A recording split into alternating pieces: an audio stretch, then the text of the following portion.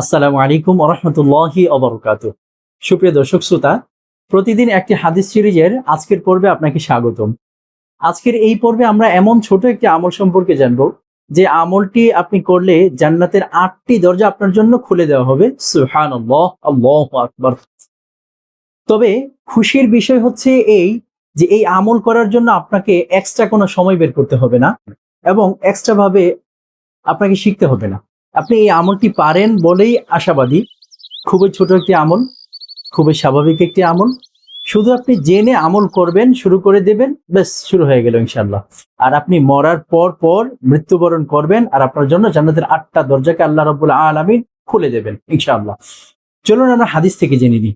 সহিহ মুসলিম শরীফের ১৭ নম্বর হাদিসের মধ্যে হযরত উকবা বিন আমির রাদিয়াল্লাহু তাআলা আনহু নবীজি সাল্লাল্লাহু আলাইহি ওয়াসাল্লাম থেকে বর্ণনা করেছেন, কোন ব্যক্তি যখন ওযু করে, তোমাদের মধ্যে কেউ যখন ওযু করবে এবং পরিপূর্ণরূপে ওযু করবে, রাসূল বলছেন এবং পরিপূর্ণরূপে ওযু করবে, তারপরে বলবে আশহাদু আল্লা ইলাহা ইল্লাল্লাহু ওয়া আশহাদু আন্না মুহাম্মাদান আবদুহু ওয়া রাসূলুহু।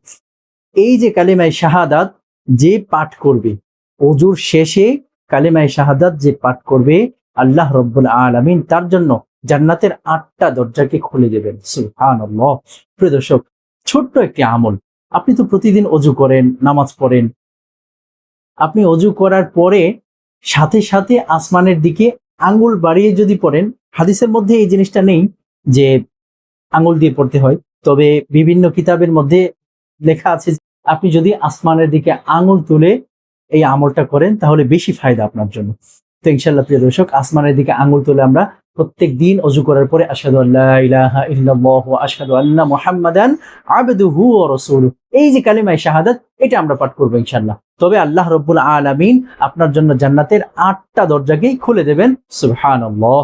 প্রিয় দর্শক, আর দেরি কেন? ইনশাআল্লাহ আমলের কথা শুনলে সাহাবায়ে কেরাম কখনো দেরি করতেন না, সাথে সাথে আমলকে শুরু করে দিতেন। ইনশাআল্লাহ আমরাও যে কোনো সময় ওযু করব। যদি আমরা আসমানের দিকে আঙ্গুল তুলে পড়তে নাও পারি, মনে মনে হাঁটতে হাঁটতে ইনশাআল্লাহ পড়ে নেব, কোনো সমস্যা নেই। আল্লাহ পাক রব্বুল আলামিন আমাদের সকলকে তৌফিক দান করেন, জান্নাতের ৮টি দরজা নিজেদের জন্য খুলে নেওয়ার তৌফিক দান করেন। আমিন। আসসালামু আলাইকুম ওয়া রাহমাতুল্লাহি ওয়া বারাকাতুহু।